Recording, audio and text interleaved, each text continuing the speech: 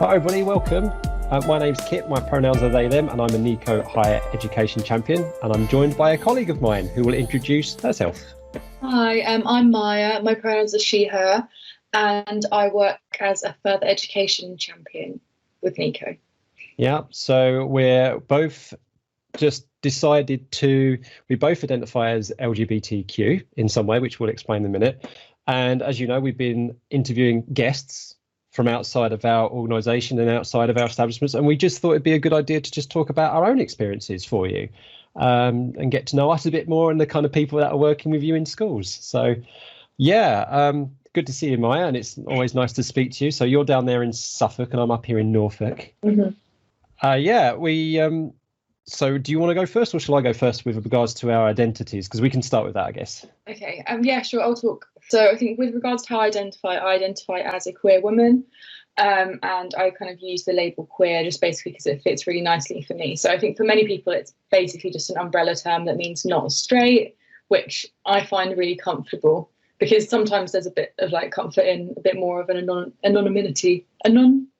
Anonymity, sure, with it, so that's really great. And then like in terms of coming out and things like that, my kind of journey has been like, I think I came out when I was like 14 as bi, and then I kind of identified as a lesbian for ages, and then I was like, maybe I'm bi actually, and now finally I've kind of, for literally now at least, I've settled on queer, which kind of feels good and right and comfortable. So yeah. And one thing I've realised of all this is that identities can be fluid. Like you mentioned the term queer, and at first I didn't identify as queer when I found my identity.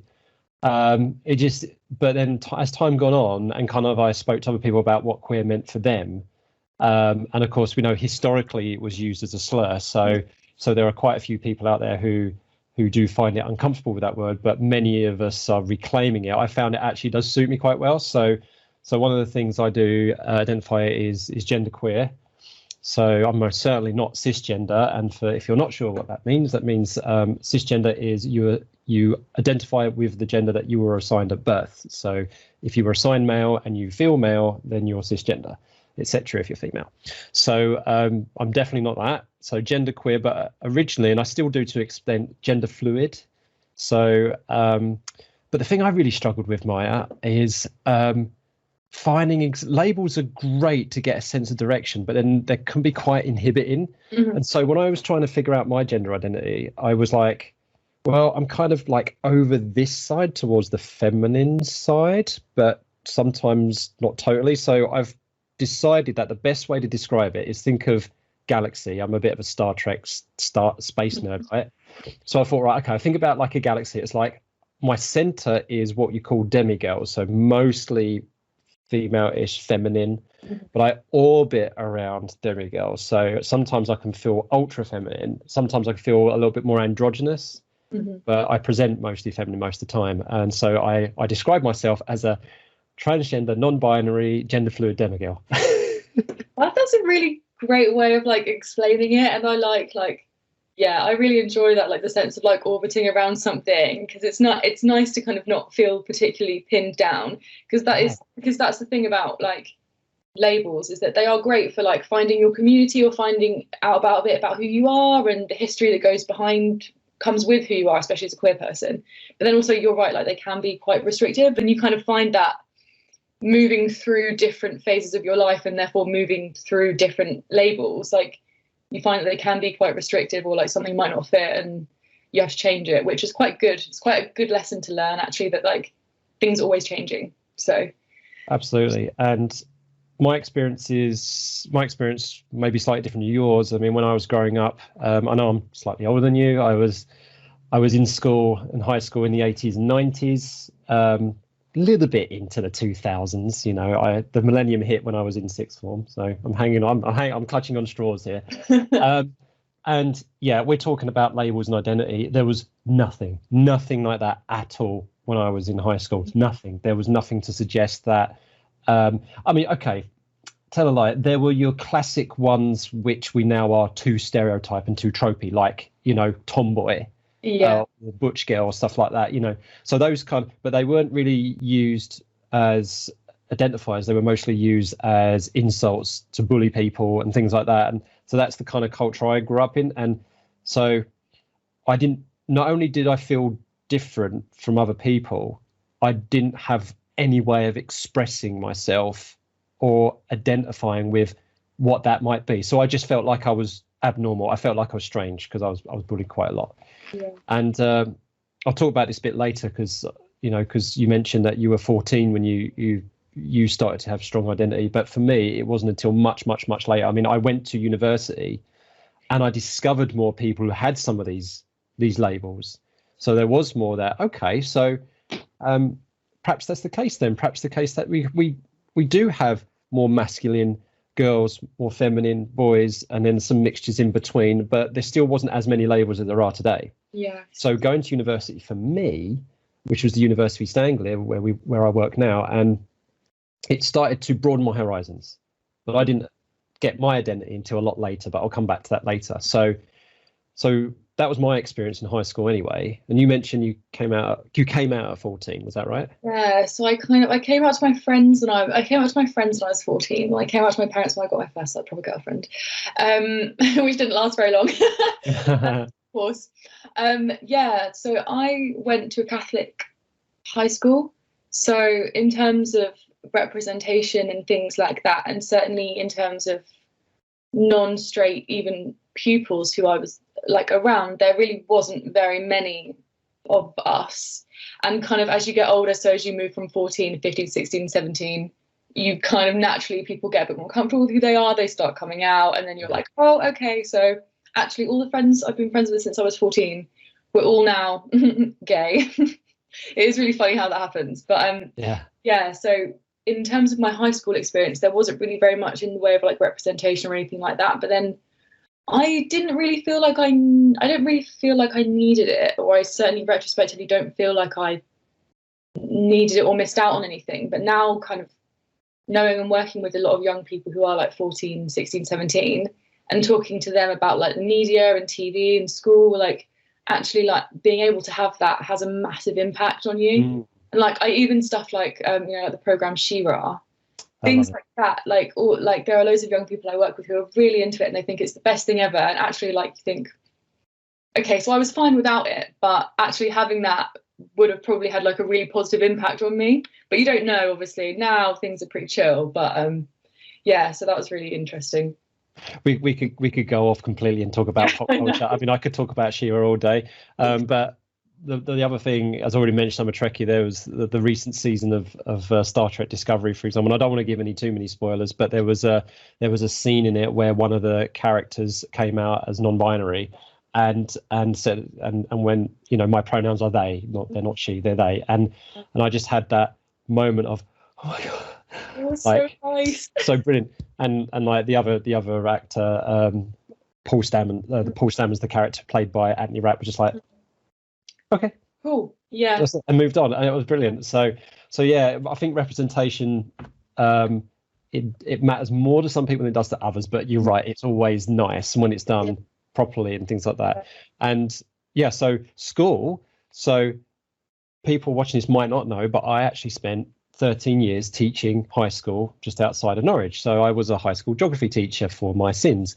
Here comes the map. No, and colouring pencils. But so what you said about your experience, where as you got older, particularly those later years of high school, people started to discover their identity, and I totally saw that as well. With a lot of the students I taught, puberty is a very difficult time when you're trying to figure out so many other things, not less your identity. And so I know that many of you watching this are probably going through this right now and thinking, just everything's just like all crazy and all in life. You've got to deal with all these external things, all these internal things as well. And one of the things you might be, because you're watching this, could be your identity, or you've got a friend who might be questioning their identity in some way, shape or form. And yeah, I saw that as well. And I have some really beautiful, beautiful memories when I was teaching that school. Everything from kids coming up to me just to talk to me. And I was one of these teachers out of a few who kids would always come and talk to about things not work related. And it was nice, but I always used to think, why me? Yeah. Yeah, what is it about me and maybe these other teachers? And I found out that the teachers that I approached the most were just because they were just smashing people, my fellow colleagues. But the other ones was a fellow colleague who was lesbian herself, and of course me, who I didn't know at the time, but now totally know that I am transgender. So maybe we were giving off some kind of vibe or something. Yeah, like these definitely. kids. But lo and behold, most of the students I still keep in contact with now, who I've seen before, have like come out queer in some way, shape, or form, and I'm actually good friends with some of them. So yeah, it was lovely to see that quite a few of them were able to come out in high school. And I know that different high schools will be at different challenges, and some high schools will be more difficult, and some high schools will be a lot easier. And it all depends. And everything like that. So yeah, Miyah and I appreciate the fact there could be people watching this where your high school situation is brilliant, and your teachers are brilliant, and your parents are brilliant. Whereas on the other side of the spectrum, that you might be watching this covertly, you might be watching this and then having to pause and come off of this at a snap's notice because you're not in a safe environment, and we really do appreciate that. So yeah, and stay strong, and we'll put some links in the chat in the description for you for things that you can have a look at if you're able to. So yeah, so when you went to university, so let's talk about university then. So when you went to university then, Miyah, what happened next for you? Because I mean, for me, it was just meeting new people and getting this experience that it's world's more diverse than I ever thought. Coming from a Catholic school myself down in Essex. So what was it like for you then? I suppose it was, so when I went to uni, I went in 2016, and I moved from Ipswich, so it's kind of like a pretty rural place, as you know, and I'm sure those people do. And I moved to East London, which is literally, in terms of like the compare and contrast, like East London, home of the gays, and Ipswich, home of Ipswich Town Football Club.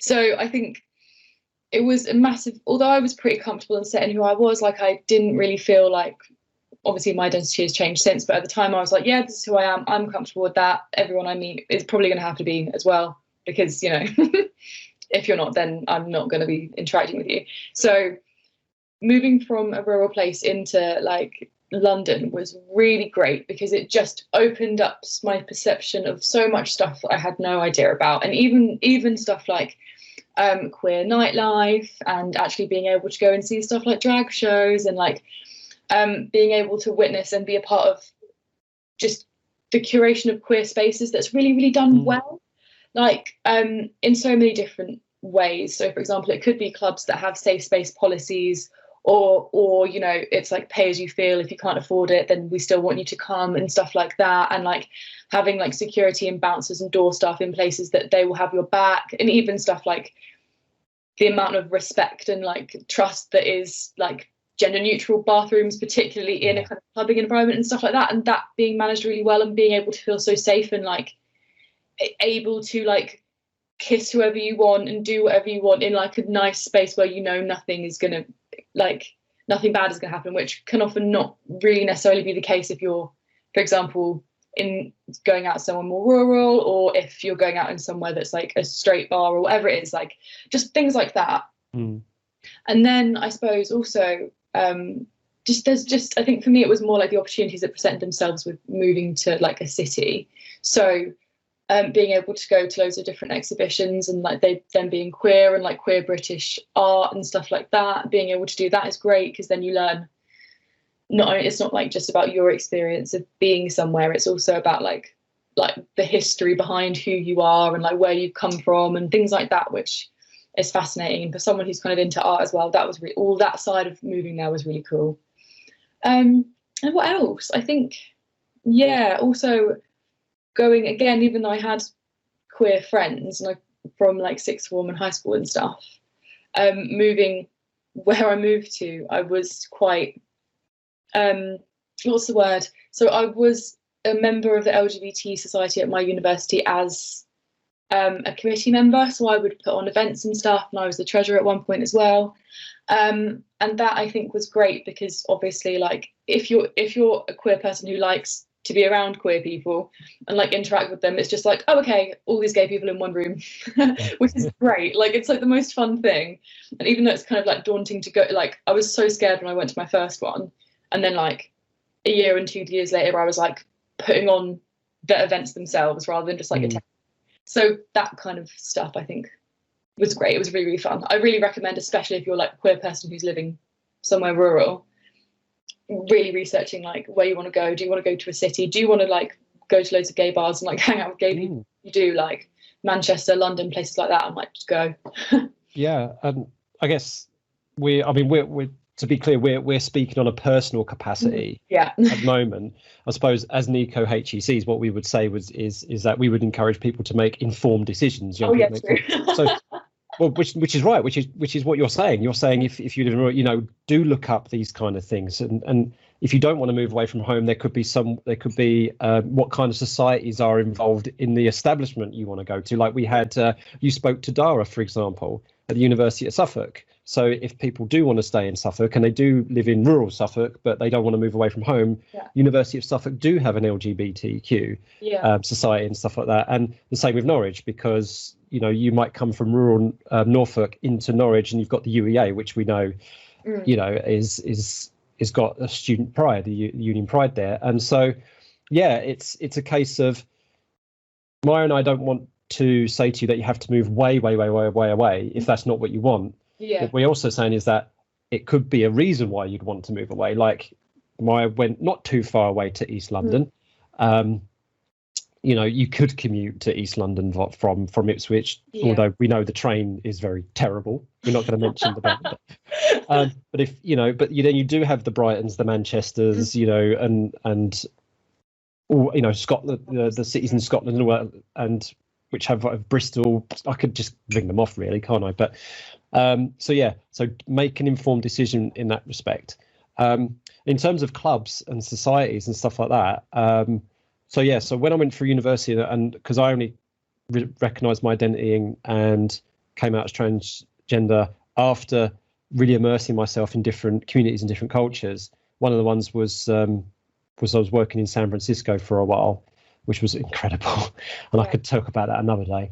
But having, you know, getting involved in clubs and communities back here in the UK of people who identified as LGBTQ, and then just realising that actually just fit in so much more, and they were able to help me with my own identity. So it's a complete nonsense really when people say, oh, these people have converted you, or they've influenced you. I was like, no, actually what they do is that they give their own experiences, they give their own feelings, their own thoughts, and then 99 things out of 100 that they say doesn't apply to you, but it could be that one thing in 100 you're like, oh my god, I feel the same way. Yeah. You know, or that resonates with me. And then you start talking to a dozen people and getting to know more people. And of course, university, further education, even, you know, going into work, apprenticeships, whatever, meeting new people is great for this. Yeah. Because then you start picking up things and saying, I feel that way. And it's, so I don't feel so bad of like not realizing my identity. It's a shame. I wish I could have had some of these years back, but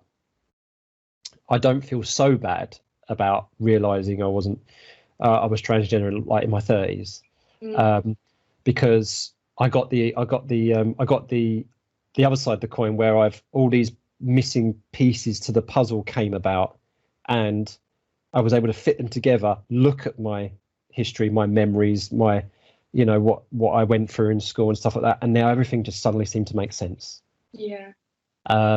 So somebody might be watching this and thinking about what university, further education, higher education can be life-changing. It depends on what you take out of it, what you give back into it and stuff like that. And if you're watching this, you're not thinking about university, higher education, there are other ways that you can do. Like, so when you do get into a job and apprenticeship, stuff like that, talk to your new colleagues to see what kind of club societies, things they do in their downtime that you might be involved with. So we would definitely recommend that. So we're HECs, we're neaco HECs. How does our current role contribute towards exploring other people's identities? Well, we're talking about it right now. Yeah. But you said your art, like, how is your when you talk to young people now, I guess, And have you managed to give the chance to like do much art, and do you have like queerness in your art, if that makes any sense whatsoever? So I don't really, so I'm very much more of like a passive, like I love looking at art and going to galleries and stuff like that. But me personally, I'm not great at it, which is such a shame. I know, maybe like a former life or hopefully a future one or whatever. But I think in terms of thinking about the current role and how it contributes to helping others to explore their identities, with this, obviously, this project in and of itself is a really good opportunity to kind of like explore the links between university and identity and expression and all of those fun things that can come after high school, especially if you're a queer person, which is really, really exciting.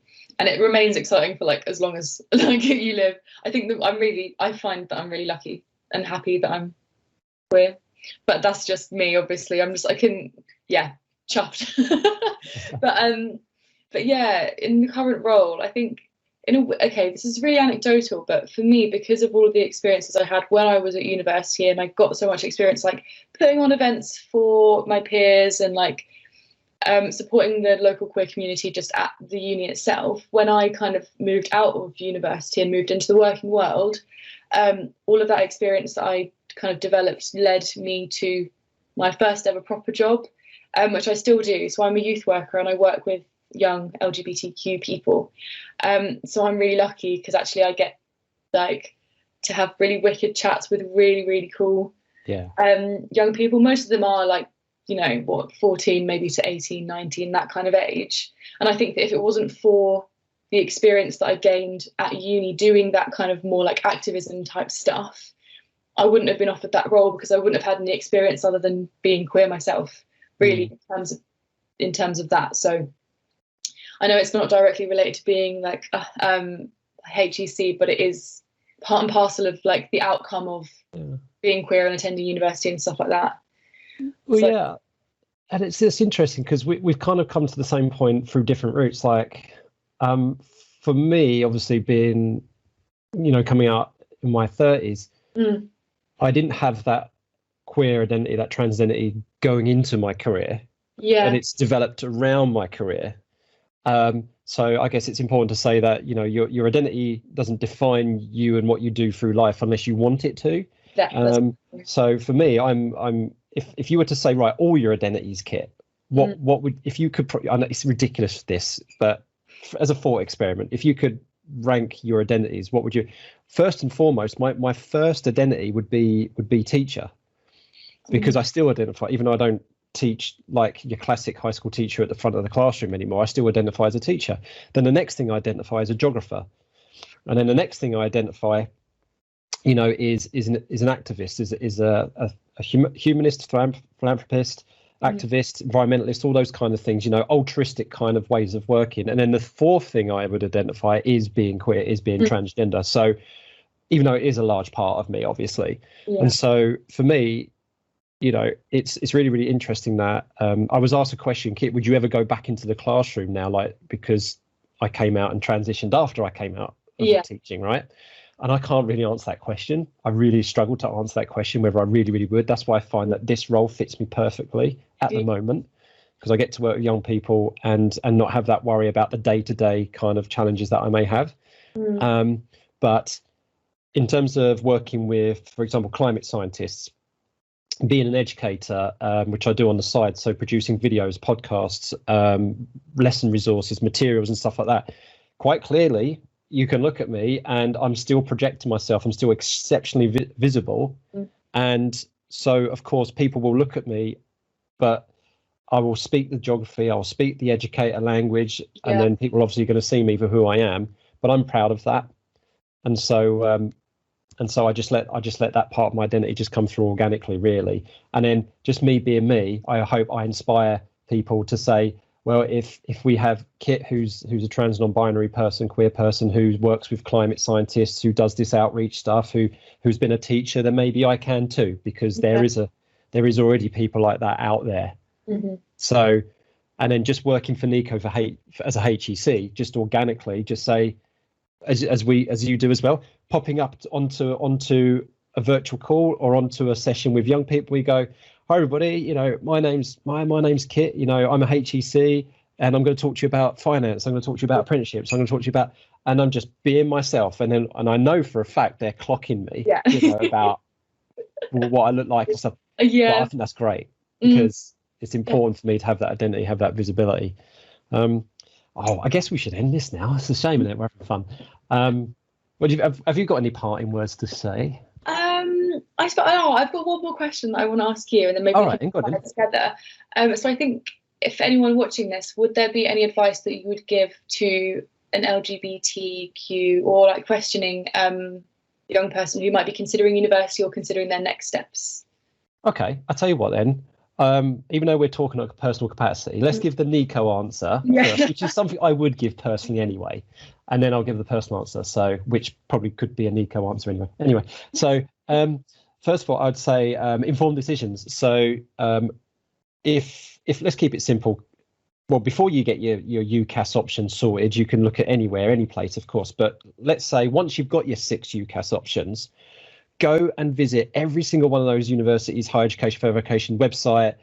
What is their discrimination policies and anti-bullying policies and all that kind of stuff when it comes to gender identity, sexual orientation, stuff like that. And if there's anything unclear, contact them, because trust me, universities and establishments want you to go to them, right? So they will be happy to answer your questions. Do they have an LGBTQ section on their website? Does the student union have an LGBTQ society? All that kind of stuff. Ask these questions. And as when I spoke to Joe from the Norfolk LGBTQ project, we talked about the fact that you should call the student union up and have a chat with them, give them your experience. So actually, no, that's quite. I think that works quite well. I think actually, both as a professional and personal advice. Yeah, informed decision. See what they have on those kind of things. Yeah. What about yourself? That was like such a perfect answer. I really, really like that. Definitely. Yeah. I think there's loads to be said for like figuring out where you're going to go and figuring out like, how queer friendly the institution that you're considering going to is. And obviously they're all going to be, but it's just about that like little bit of extra research that you can do to make sure that that that's going to be the right place for you. And also I think another thing that is really, really helpful is I'm sure that maybe not now, in a couple of months' time, you'll be looking at like the freshers pages and things like that and exploring that side of things. So definitely not only getting in contact with your SU, but also you can get in contact with the LGBT society at your uni and ask similar questions and ask them what kind of stuff they do and like the events that they put on. And if what you're really thinking about is like, developing a community or like meeting other people who are like you, then that's a really good way to go and do it, I think. I think to make sure, because we have a duty of safeguarding as well. I think it's a really good idea to for both of us also to say that of course life is life and bad things do happen. So one of the questions I would probably ask of a university, of a student, is to say, have you had any incidences of, of things that might have happened, any abuse or anything like that? The answer may be yes, but the key follow-up question you ask is what did the university do about it? Yeah. How did the student union support that student, right? So because things like that unfortunately do happen in life. Yeah. No university they could be the most progressive, amazing, open, diverse, inclusive university out there, but there will still be people who come in and because of the lack of understanding, because of their background, who may not understand what's going on and might be a bit challenging with their behaviour. So I would definitely ask that question, like, have you had anything, and what was done about it? Because I would love to come to University of Suffolk. I would like to come to Suffolk Neaco. I would like to come to UEA. I would like to come somewhere else in the country. Bristol, Brighton, Birmingham, Manchester, whatever. Aberystwyth, Lancaster. What I'm trying to be impartial. Really well. What did you do about any instances that occurred? How would I have been supported if that happened to me? That's a very key important. And I would ask that anyway. Ask that of your employer if you're going into job. Yeah. Ask that of your training provider employer if you're going into apprenticeship. So I guess I'd add that. Yeah, definitely. That's a really great one to end on, I think. Yeah. Well, I guess my all is to say thank you for everyone who managed to get through the whole thing without going and I guess for us it's back to work, eh? Yeah, back to work. Thank you for having me. No, it's always a lovely pleasure to talk to you, and thanks everybody, and hope you have a lovely day. Thanks everyone, bye.